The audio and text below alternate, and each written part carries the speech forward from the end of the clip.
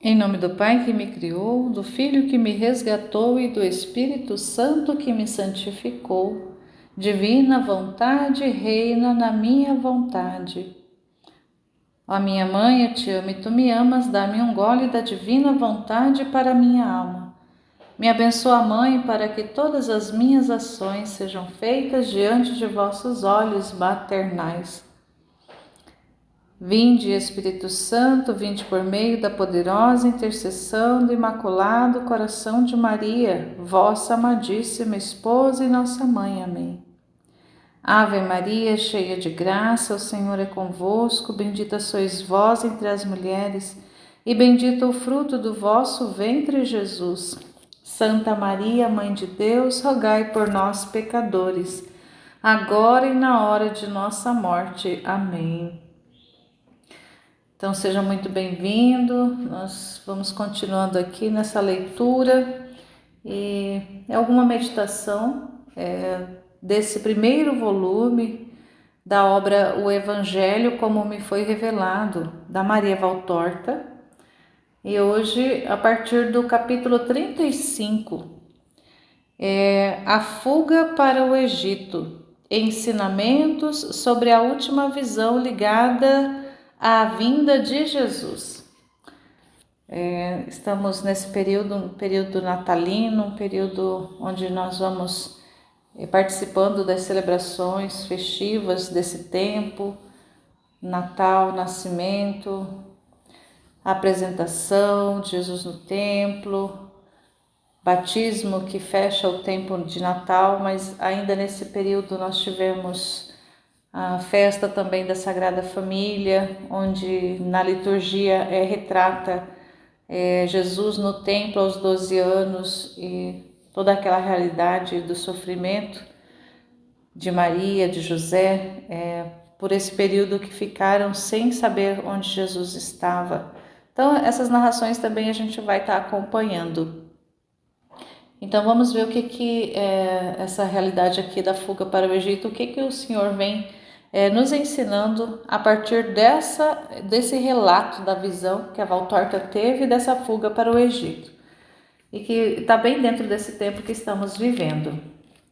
E essa visão ela teve no dia 9 de junho de 1944. O meu espírito vê a seguinte cena. É noite. José dorme em sua cama no seu pequeno quarto. Um sono tranquilo de quem descansa de muito trabalho, feito com honestidade e capricho. Eu o vejo na escuridão do ambiente, rompida apenas por um pouco de luz do luar, que penetra por uma abertura da janela, encostada, mas não totalmente fechada, como se José tivesse calor ou quisesse ter aquele pouco de luz, para saber calcular o despontar da alvorada, levantando-se diligente.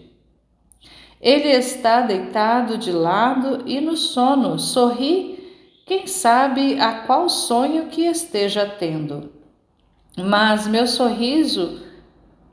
seu sorriso se transforma em preocupação. Ele suspira profundamente, como se faz quando se tem um pesadelo, e acorda sobressaltado. José se senta sobre a cama, esfrega os olhos e olha ao redor de si. Olha depois para a janela, por onde está entrando a claridade do luar. É noite alta, mas ele pega a roupa que está estendida aos pés da cama e, continuando sentado sobre a mesma, a vai vestindo sobre a túnica branca de mangas curtas que ele trazia sobre a pele. Afastadas as cobertas, põe os pés no chão e procura as sandálias. Depois ele as calça e amarra.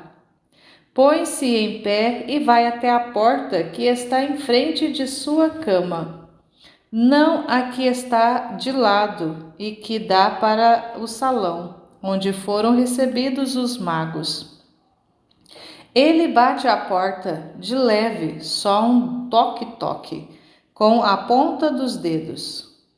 José deve ter ouvido que está sendo convidado a entrar, porque abre com cuidado a porta e a torna a encostar, sem fazer barulho. Antes de ir até a porta, ele acendeu uma pequena candeia de um só bico, e assim tem uma luz para poder andar. Ele entra, mas em um quarto pouco maior do que o seu, e no qual está uma caminha ao lado de um berço. Ele vê uma luzinha já acesa, a chama vacilante que está a um canto. Parece uma estrelinha de uma luz tênue e dourada, que permite enxergar, mas sem incomodar quem estiver dormindo. Maria, porém, não está dormindo. Ela está ajoelhada junto ao berço, vestida com sua veste clara, e está rezando, velando a Jesus que dorme tranquilo.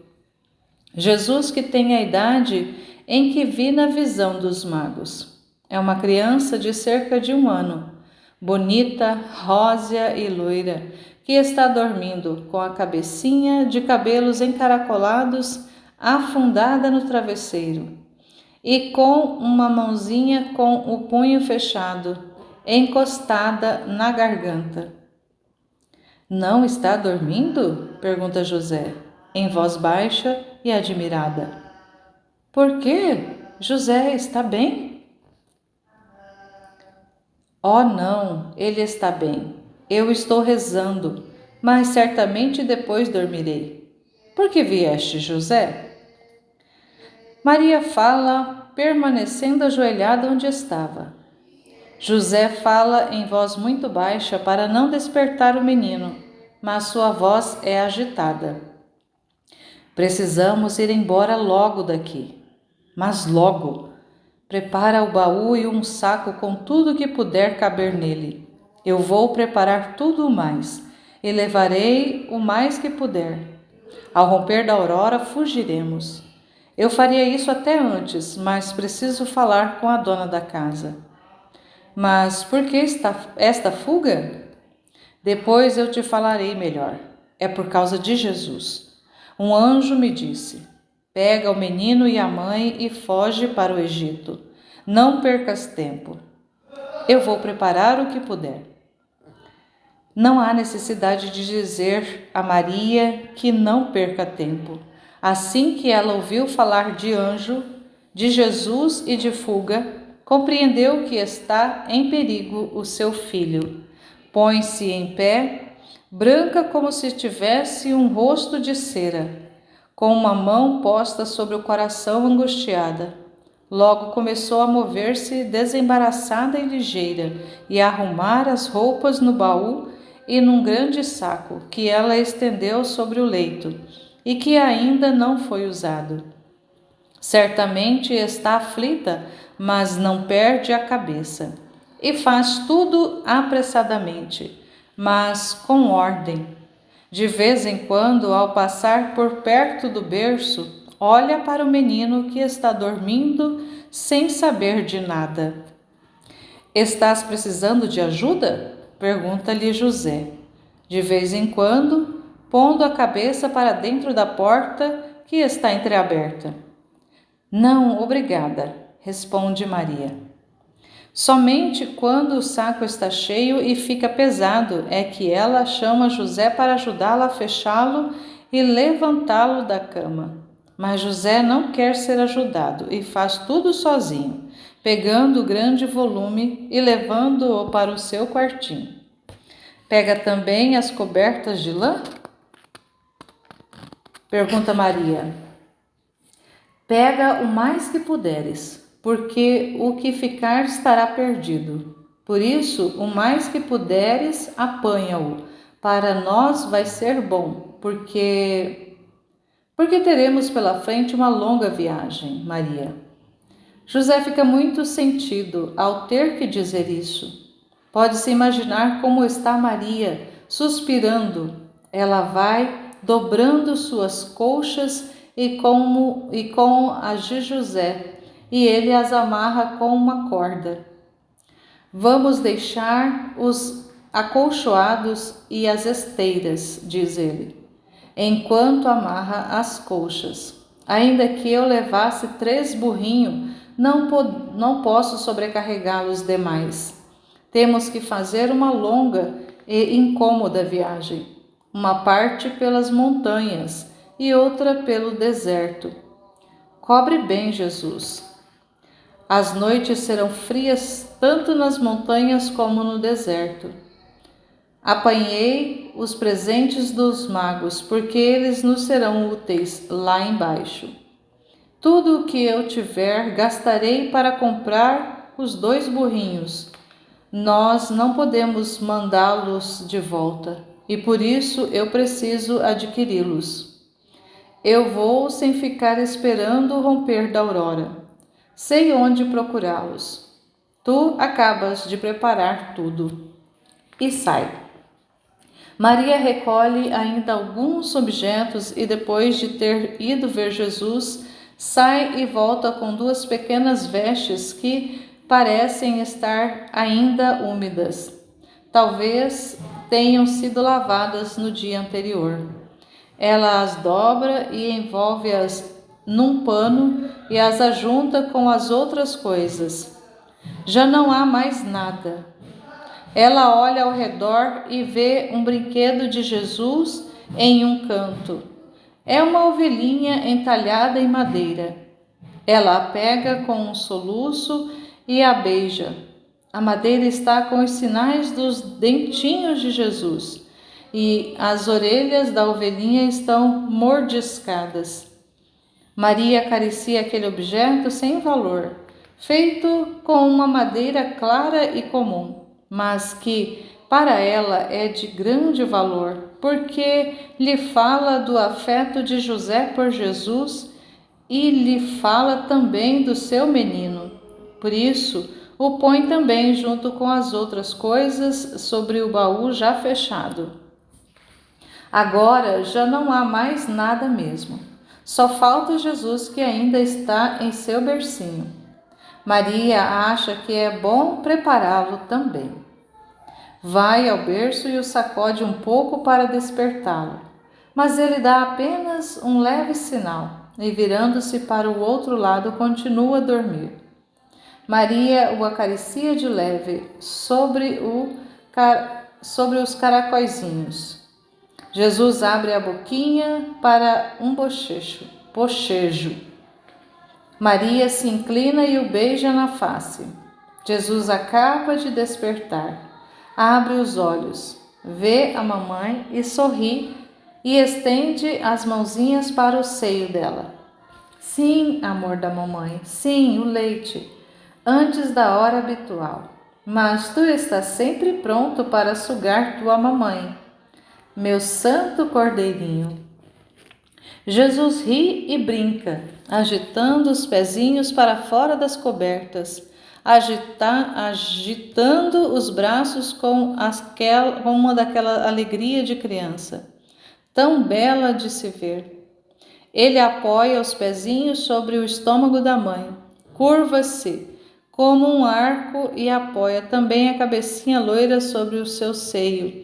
E depois se atira para trás, rindo, com as mãozinhas agarradas aos cordãozinhos que ajustam o vestido ao pescoço de Maria, procurando abri-lo. Em sua camisinha de linho, ele está muito bonito, gorducho, rosado como uma flor. Maria se inclina e, estando assim por cima do berço como uma proteção, chora e ri ao mesmo tempo, enquanto o menino balbucia aquelas palavras de todos os bebês, que não são palavras, e entre as quais ouve-se, já clara e repetidamente, a palavra mamãe. Ele olha para ela, admirado por vê-la chorar. Estende uma mãozinha para as lágrimas que caem e se deixa molhar por aquelas carícias.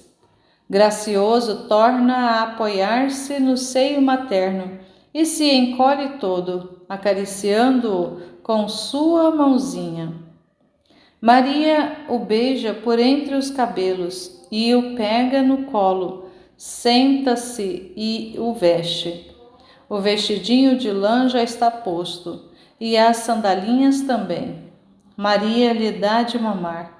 Jesus suga contente o bom leite de sua mamãe, e quando percebe que da direita está vindo menos, procura o da esquerda. Ri ao fazer isso, olhando de alto a baixo para sua mãe. Depois adormece de novo sobre o seio dela. Sua bochecha rosada e gorducha está ainda contra o seio branco e redondo. Maria se levanta levemente e o coloca sobre a colcha de seu leito, cobre-o com seu manto. Volta ao berço e dobra as pequenas cobertas. Fica pensando se não está bom pegar também o pequeno colchão. É tão pequeno, pode-se levar. Então ela o coloca junto com o travesseiro, perto das coisas já postas sobre o baú. Chora sobre o berço vazio e pobre, a pobre mãe, que está sendo perseguida com seu filho. José já está de volta. Estás pronta? Jesus está pronto? Pegastes as suas cobertas, a sua caminha? Não podemos levar o berço, mas pelo menos que ele tenha o seu pequeno colchão, pobre e pequenino, que procuram a sua morte. José! Maria dá um grito enquanto se agarra ao berço, o braço de José. Sim, Maria, a sua morte. Herodes o quer morto, porque tem medo, por causa do seu reino humano. Ele tem medo deste inocente, aquela fera imunda. Que irá ele fazer quando ficar sabendo que o menino fugiu? Eu não sei, mas nós já estaremos longe. Não creio que ele queira se vingar, procurando-o até na Galileia. Já lhe seria muito difícil descobrir que nós somos galileus, e mais ainda que nós somos de Nazaré. E quem é que somos exatamente? A não ser que Satanás o ajude para agradá-lo por ser-lhe um servo fiel. Mas, se isso acontecesse, Deus nos ajudará do mesmo modo. Não chores, Maria. Ver-te chorar é para mim uma dor bem mais forte do que a de ter que ir para o exílio. Perdoa-me, José, não é por mim que eu choro, nem pelas poucas coisas que vamos deixar. Eu choro por ti. Já tivestes que sacrificar-te tanto, e agora tornas a ficar de novo sem clientes e sem casa. Quanto eu custo para ti, ó José? Quanto? Não, Maria, tu não me custas nada, tu me consolas. Sempre, não fiques pensando no dia de amanhã. Nós temos as riquezas dos magos. Elas nos ajudarão nos primeiros tempos. Depois eu acharei trabalho. Um operário honesto e que tenha capacidade logo abre caminhos. Já viste como foi aqui. As horas não me bastam para o trabalho que tenho. Eu sei, mas quem te aliviará da saudade? E a ti, quem te aliviará da saudade daquela casa de que tanto gostas? Jesus, tendo-o, tenho o que lá tive. E eu, tendo Jesus, tenho a pátria a qual tenho esperado até há poucos meses. Tenho o meu Deus. Estás vendo como não vou perder nada do que é mais querido sobre todas as coisas? Basta que salvemos a Jesus, que tudo ficará conosco. Mesmo que não tivéssemos mais de ver este céu, estes campos, nem aquelas ainda mais queridos da Galileia, Teríamos sempre tudo porque o temos. Vem, Maria, que o amanhecer está chegando. É hora de irmos saudar a nossa hospedeira e pegar as nossas coisas. Tudo irá bem. Maria se levanta obediente, envolve-se no manto, enquanto José está fazendo um último embrulho, e depois sai, transportando-o. Maria soergue delicadamente o menino e o envolve com um xale, apertando-o contra o coração. Olha para as paredes que a hospedaram durante alguns meses e com uma mão toca nelas de leve. Feliz casa que mereceu ser amada e abençoada por Maria. Ela sai, atravessa o pequeno quarto que era de José e entra no salão. A dona da casa, em lágrimas, a beija e saúda, e levantando uma das extremidades do xale, beija na fronte do menino, que está dormindo tranquilo. Descem pela escadinha externa. Vem chegando uma primeira claridade da aurora, quando se começa a ver alguma coisa. Naquela pouca luz pode-se ver 3 burrinhos. O mais robusto está carregado com as alfaias. Os outros estão selados. José faz força para acomodar bem o baú e os embrulhos sobre a albarda do primeiro. Vejo as suas ferramentas de carpinteiro amarradas em pacotes dentro do saco. Ainda há saudações e lágrimas. Depois Maria monta no seu burrinho, enquanto a dona da casa segura Jesus no colo e o beija ainda, devolvendo-o depois a Maria. José monta também, tendo antes amarrado o seu jumento ao outro jumento, que vai com a bagagem, a fim de ficar com a mão livre para segurar o burrinho de Maria pelo cabresto. A fuga tem início, enquanto Belém, que sonha ainda com a fantástica cena dos magos, dorme quieta, sem saber o que a espera. E a visão cessa assim.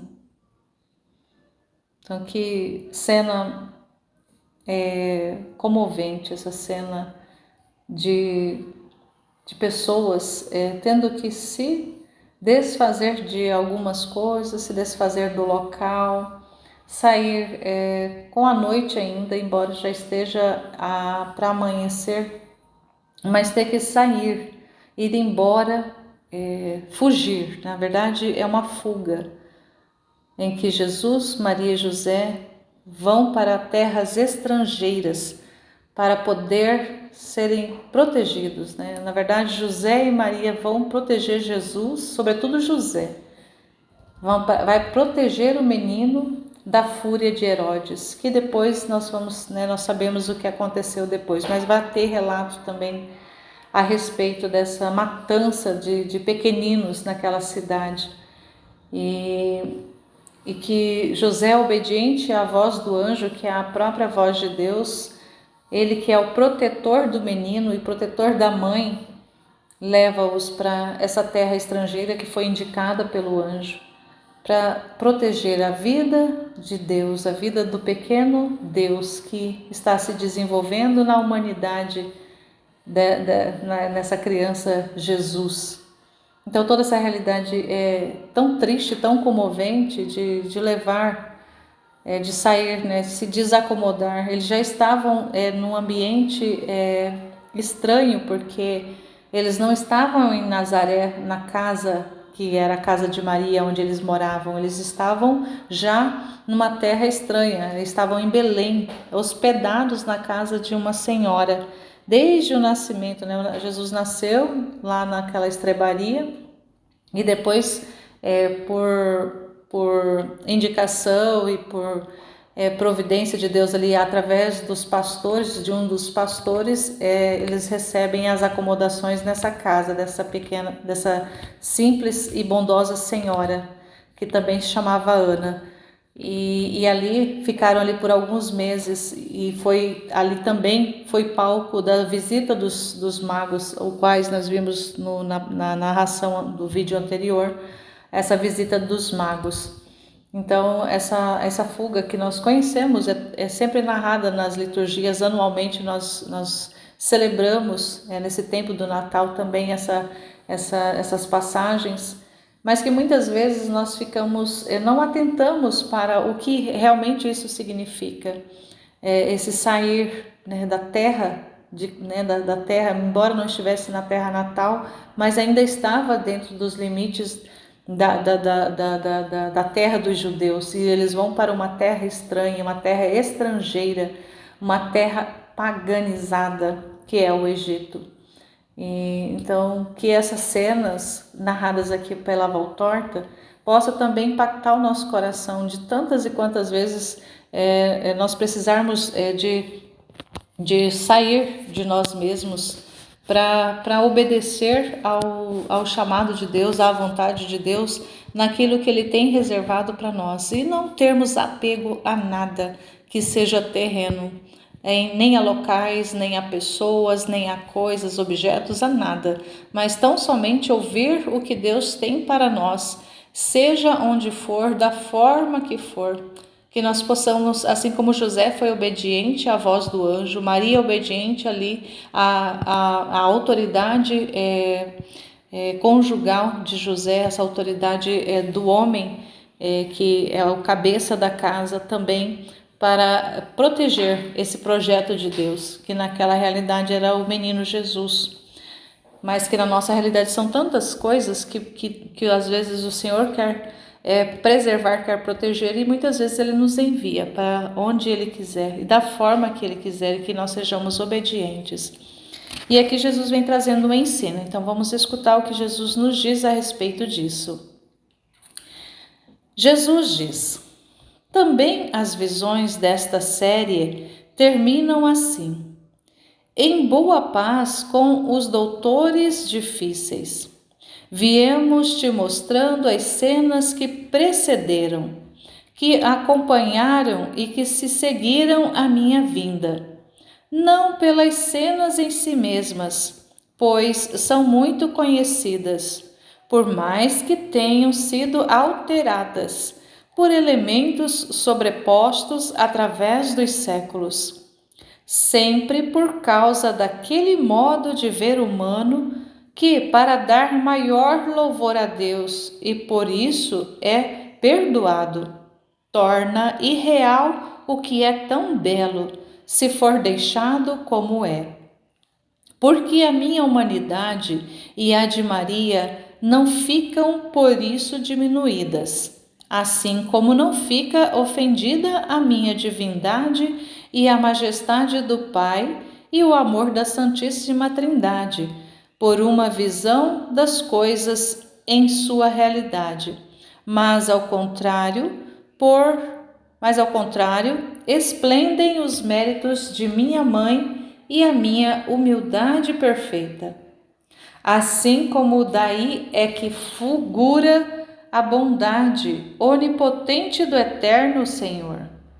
Mostra-nos estas cenas para poder aplicar a ti e aos outros o sentido sobrenatural que surge daí, dando-vos como norma de vida. O decálogo é a lei. O meu evangelho é a doutrina que vos torna mais clara essa lei e mais desejável para ser seguida. Bastariam esta lei e esta doutrina para fazer os homens santos. Mas vós estáis tão embaraçados com a vossa humanidade que, na verdade, em vós ela ultrapassa demais ao Espírito, que não podeis seguir por estas vias sem cair, ou então parar, desencorajados. Dizei a vós e a quem queira fazer que vos adiantasseis, citando-vos os exemplos do Evangelho. Jesus, Maria e José, e assim por diante todos os santos. Não eram como nós. Eles eram fortes, foram logo consolados em suas dores, até nas pequenas dores que sentiram. Eles não sentiam paixões, eram já seres fora da terra. Ah, aquelas pequenas dores! Ah, não sentiam as paixões. A dor foi para nós a amiga fiel e teve todos os mais variados aspectos e nomes. As paixões, não useis erradamente um vocábulo chamado de paixões, os vícios que vos desencaminham. Chamai-os sinceramente de vícios e, além disso, capitais. Quanto aos vícios, não é que os ignorássemos. Não tínhamos olhos e ouvidos para ver e ouvir. E Satanás fazia dançar estes vícios à nossa frente, mostrando-os nas obras, com a sua imundície, ou tentando-nos com as suas insinuações. Mas a nossa vontade, inclinada a tornar-nos agradáveis a Deus, fazia com que aquela imundície e aquelas insinuações, em vez de satisfazerem o objetivo de Satanás, procurasse o contrário. Quanto mais ele trabalhava, mais nós nos refugiávamos na luz de Deus, por repugnância das trevas lamacentas, colocada diante dos nossos olhos carnais ou espirituais. Nós não ignoramos as paixões no sentido filosófico. Nós amamos a pátria com a nossa pequena Nazaré, cidade que amamos mais do que qualquer outra da Palestina. Nós sentimos afeto por nossa casa, pelos parentes e amigos. Por que não haveríamos de sentir? Não nos tornamos escravos deles, porque nada nos deve possuir, a não ser Deus. Mas fizemos deles bons companheiros. Minha mãe exultou de alegria quando, 4 anos depois, voltou a Nazaré e pôs o pé em sua casa, podendo beijar aquelas paredes dentro das quais o seu sim lhe abriu o ventre para receber o embrião de Deus. José saudou com alegria parentes e sobrinhos, crescidos em número e idade, e se alegrou ao ver-se imediatamente lembrado pelos concidadãos, também por sua capacidade profissional.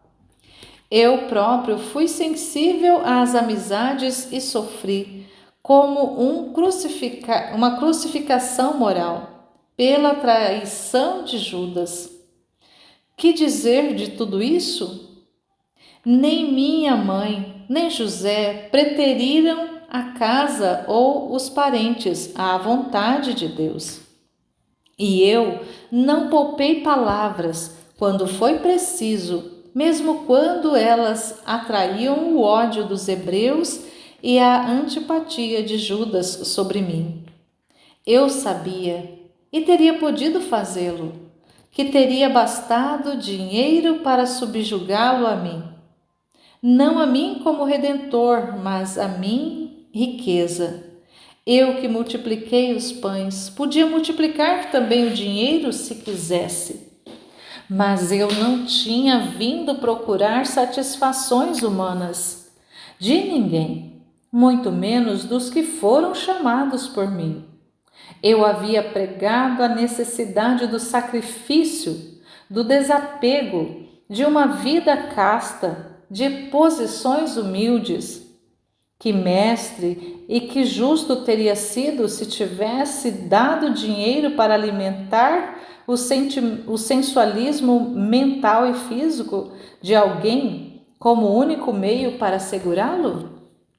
No meu reino, os grandes se tornam assim. fazendo-se pequenos.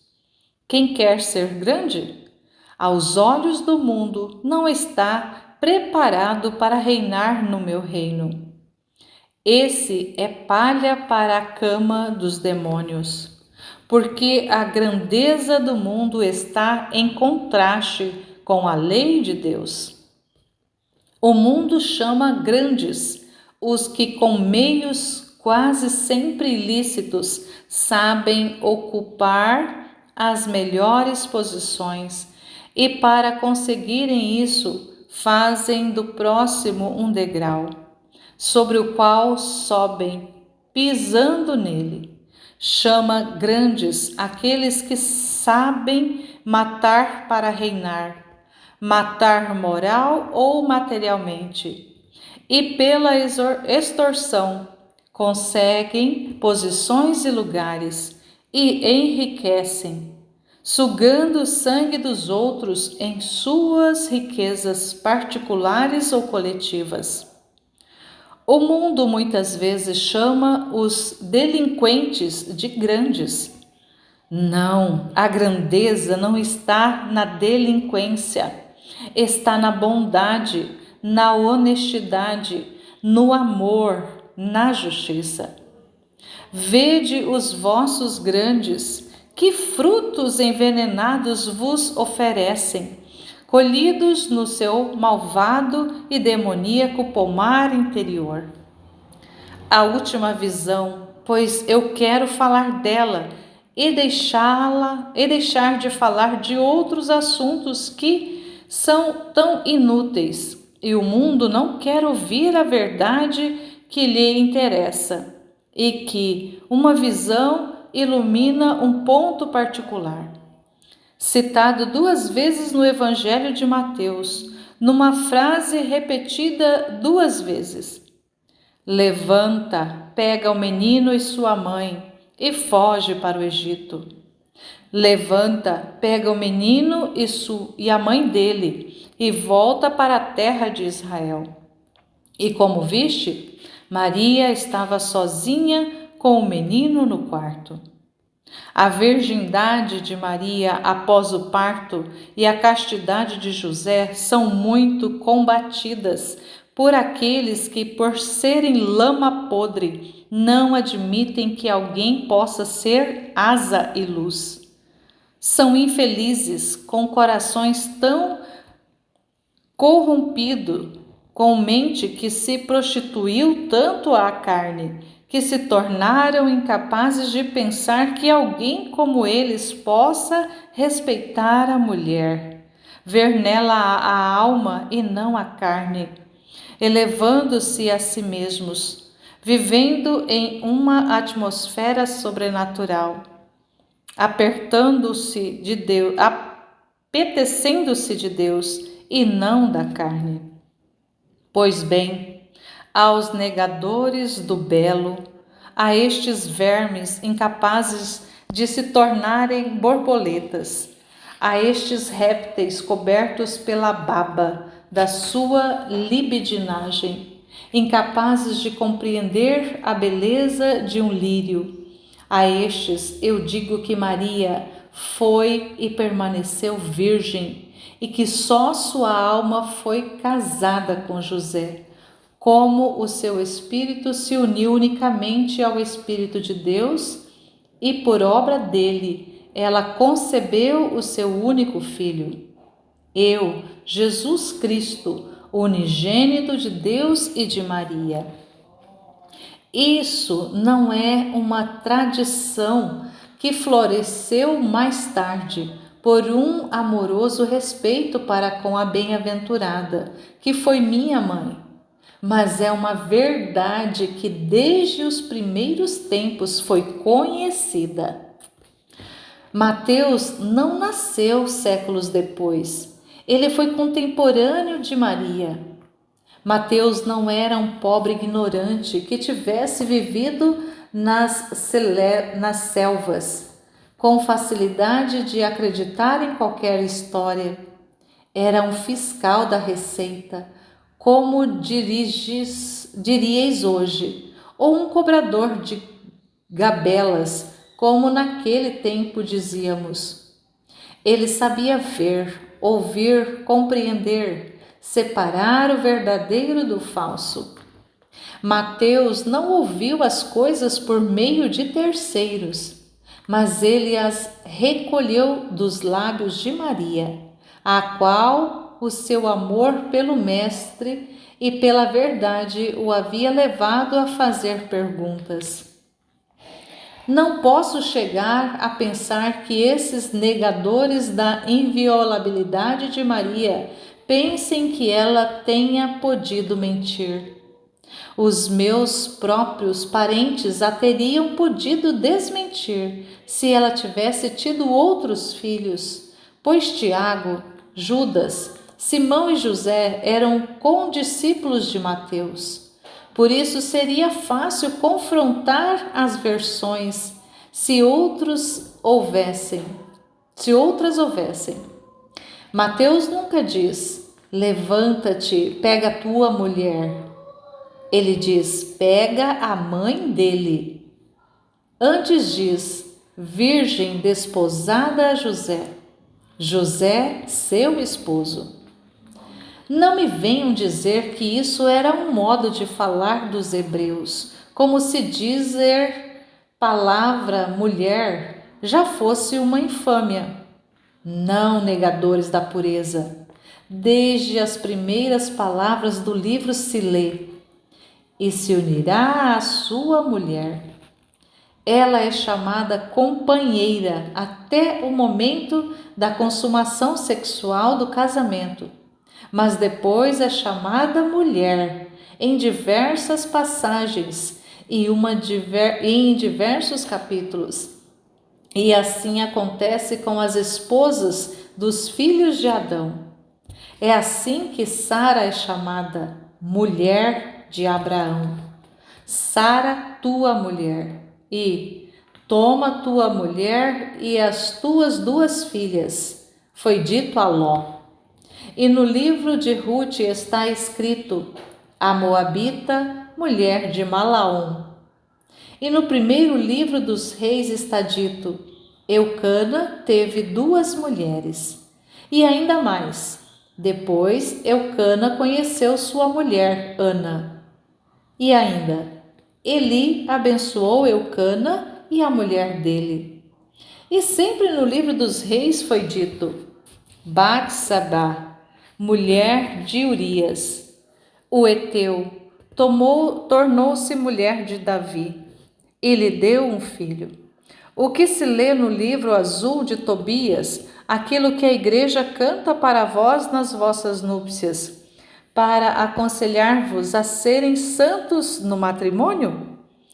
Lê-se: ora, quando Tobias chegou com a mulher e com o filho, e ainda Tobias conseguiu fugir com o filho e com a sua mulher.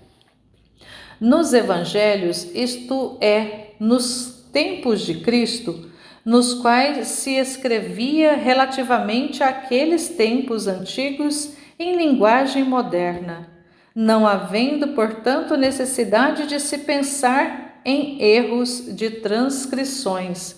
Foi dito pelo próprio Mateus no capítulo 22. O primeiro, tendo-o tornado por mulher, morreu e deixou a mulher ao irmão. Marcos, no capítulo 10, quem repudia a mulher. Lucas chama Isabel de mulher de Zacarias 4 vezes em seguida, e no 8º capítulo diz: Joana, mulher de Cusa.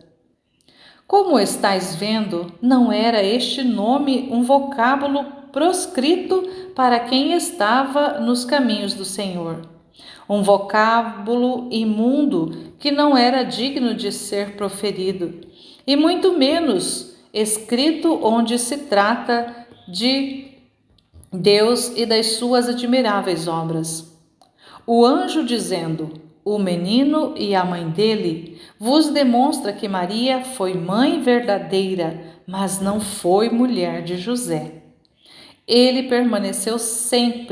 Ela permaneceu sempre a Virgem desposada a José. Este é o último ensinamento destas visões, e uma auréola que resplende sobre a cabeça de Maria e de José, a Virgem Imaculada, o homem justo e casto, os dois lírios entre os quais eu cresci, ouvindo só fragrâncias de pureza. A ti, pequeno João, eu poderia falar sobre a dor de Maria por seu duplo afastamento de sua casa e de sua pátria, mas não há necessidade de palavras. Compreendo que seja isso, e disso desfaleces. Dá-me a tua dor, só quero isto. É mais do que qualquer outra coisa que me possas dar. Hoje é sexta-feira, Maria. Pensa na minha dor e na dor de Maria sobre o Gólgota, para que possas suportar a tua cruz. A paz e o nosso amor fiquem contigo. Aqui só para relembrar que quando Jesus se refere ao pequeno João, ele está falando de Maria Valtorta, que tantas e quantas vezes no decorrer desses volumes, desses capítulos, ele vai falar assim com ela, pequeno João, como se Maria fosse ali uma secretária, né, que estivesse ali tomando nota e escrevendo essas visões.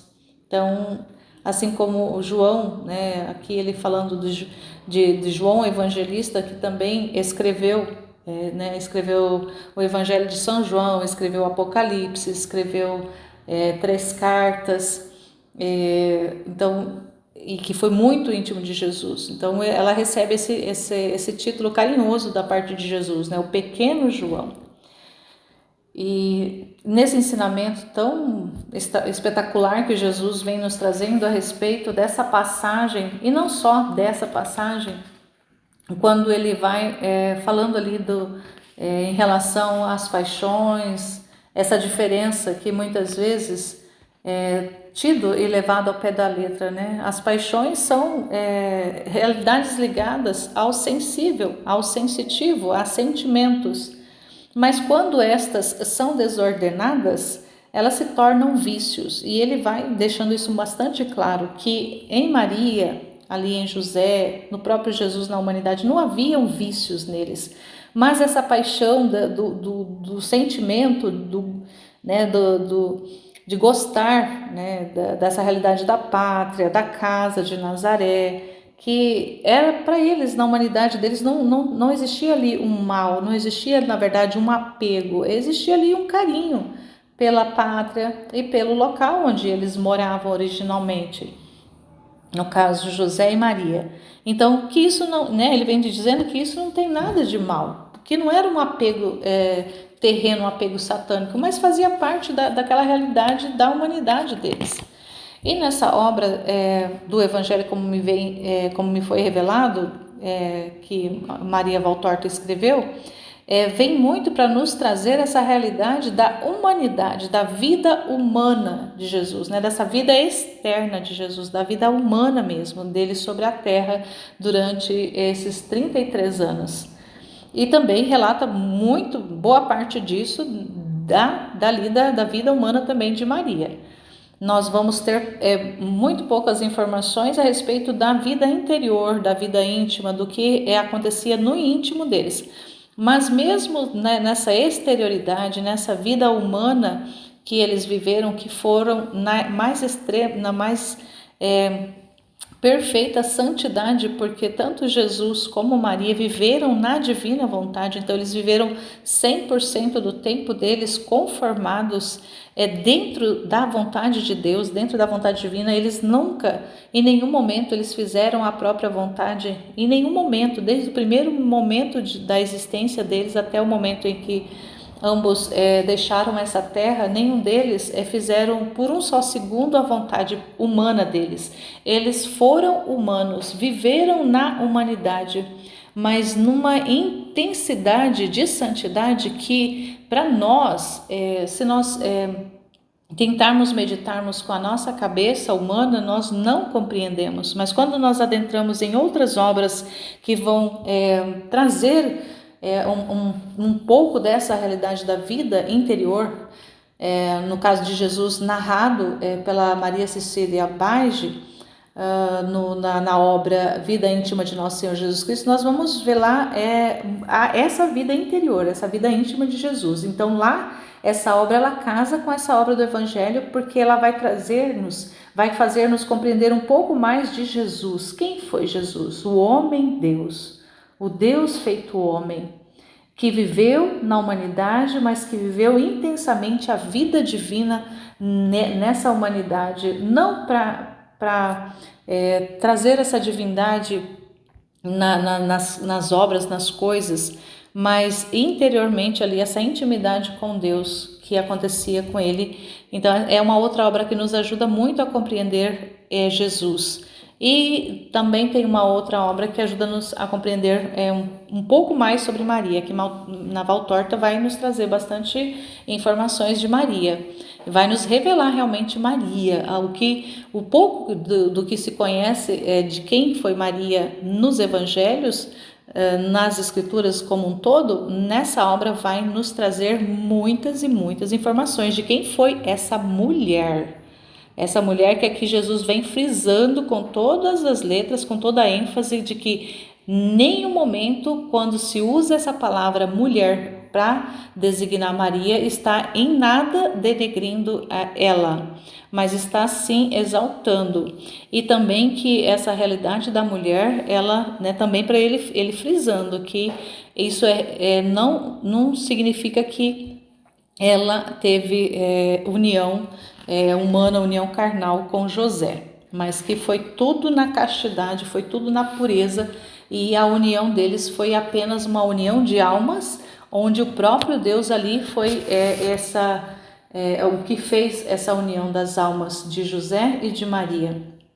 E eles viveram na maior pureza, que para nós, na nossa cabeça desfigurada pelo racionalismo, é incompreensível. Mas quando nós permitimos que esse racionalismo caia por terra e deixamos que Deus realmente venha trazer essas informações à nossa alma de forma sublime, de forma sobrenatural, de forma espiritual, quando nós adentramos nesse campo espiritual, mas não é um campo de especulação espiritual, mas um campo realmente da realidade espiritual, nós vamos compreendendo um pouco do que significa essa pureza, mesmo essa união familiar, Nós celebramos agora a Sagrada Família,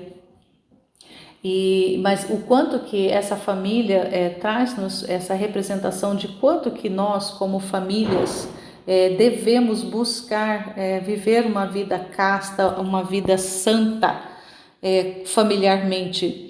Nós não vamos conseguir atingir essa perfeição da pureza de uma vida familiar, porque nós temos essa realidade da união carnal. Mas mesmo tendo essa realidade da união carnal, nós podemos, na nossa alma, no nosso espírito, na nossa intenção, na reta intenção de viver o propósito de Deus na nossa vida, na nossa família, na nossa união, termos ali o mais próximo possível a nós, seres humanos, dessa realidade de pureza também. Porque o que o Senhor considera não são as obras, não são os atos, mas a intenção. O Senhor olha para o coração. E se nós estivermos dentro das nossas relações matrimoniais, conjugais, com os filhos, essa relação de buscar nos conformar com a vontade de Deus, fazer tão somente aquilo para o qual Ele nos chamou, para o qual Ele nos designa particularmente a cada um e como instrumentos de vida dele aqui sobre a terra, na intenção, no coração, Ele pode nos tornar puros. Ele tem esse poder, só que Ele quer e precisa dessa nossa disposição. Nós precisamos ter a disposição de estarmos ali para que o Senhor realize. Nós não somos capazes por nós mesmos de nada, nem até mesmo de compreender o que ele vai falando. Aqui nessa explicação, o Senhor fala tanta coisa que é tão sublime, que é tão alta, que só é possível uma compreensão quando nós damos abertura para que a luz da sua palavra, a luz do seu próprio entendimento, da sua própria sabedoria, penetre no nosso coração, na nossa alma. Só pela luz dele, pela luz do verbo, que é possível nós compreendermos um pouco daquilo que ele está comunicando. Se nós buscarmos compreender com a nossa cabeça, com a nossa humanidade, com a nossa inteligência humana, a gente vai simplesmente ficar mais confundidos ou interpretar de forma errada tudo que ele vai falando, tudo aquilo que ele quer nos comunicar. Então, a gente precisa ter uma abertura muito grande da nossa alma para essa transcendência de comunicação do espiritual, dessa comunicação que Deus quer fazer conosco. Deus, ele se comunica com a nossa alma, ele não se comunica com a nossa cabeça. Então, se Jesus está falando aqui palavras elevadas, palavras espirituais, e claro que ele usa elementos materiais para facilitar a nossa compreensão, essa informação ela só vai ser compreendida por nós se ela for tratada dentro da inteligência da nossa alma, dentro da nossa alma, se nós tivermos a nossa alma aberta, disponível e permeável para receber essas comunicações dele na nossa alma. E depois da nossa alma ela vai sendo trazida para a nossa razão, para nós compreendermos e podermos até verbalizar. Mas se a gente não deixa, não se abre para que essa palavra, para que a luz, porque a própria palavra de Deus é a luz que traz a informação, que traz a sabedoria daquilo que ele está comunicando, se a nossa alma não está disponível, não está aberta para receber essa comunicação, nós vamos ficar na obscuridade da informação. E ela vai ficar na superficialidade e muitas vezes nessas interpretações tão errôneas que a gente vê por todas as partes em relação a realidades divinas, realidades espirituais que nós precisamos compreender. Porque Deus quer ser amado, mas para ser amado ele precisa também, primeiramente, ser conhecido, e é o que ele quer ser conhecido para ser amado. Mas esse conhecimento ele se dá na nossa alma, ele não é um conhecimento intelectual, ele não é um conhecimento racional, é um conhecimento de espírito, é um conhecimento espiritual e ele se dá na nossa alma. Nós precisamos ter essa informação fechada que conhecer Deus é pelo Espírito. Nós não vamos conhecer Deus na matéria apenas. Claro que nós vamos vislumbrar, temos vislumbres, temos toques, né? Nós podemos ver Deus, mas compreender mesmo e conhecer profundamente apenas na realidade da nossa alma. E para isso nós precisamos ter essa abertura, termos um profundo desejo, uma profunda intenção de receber esse conhecimento, essa luz dele em nós, para podermos depois transbordar isso para fora, para o mundo, para as outras pessoas. Então, que o desejo do meu e do seu coração, ao escutar essas palavras de Jesus, ao ouvir esses ensinamentos tão preciosos que ele nos traz, que vai nos trazendo, que a pau torta foi esse instrumento maravilhoso de Deus para nos trazer tantas verdades, assim como também no livro do céu existe ali a comunicação de Deus, existe a expressão de Deus, existe o transbordamento da vida de Deus no livro do céu. A compreensão nós só vamos ter a mínima que nós precisamos dentro da nossa capacidade, dentro dessa realidade da abertura e da disposição da nossa alma. E é isso que o Senhor quer fazer conosco. Então, que nós estejamos abertos e disponíveis. Louvado seja nosso Senhor Jesus Cristo e sua Mãe Maria Santíssima, para sempre sejam louvados. Glória a Deus! E que o novo ano nos traga muita abertura, muita disposição para receber a luz de Deus na nossa vida, a luz que veio no Natal, mas que está disponível todo o tempo para nós. Que a nossa alma esteja aberta e disponível para acolher essa luz, essa verdade, essa vida de Deus em nós. Amém. Fiat.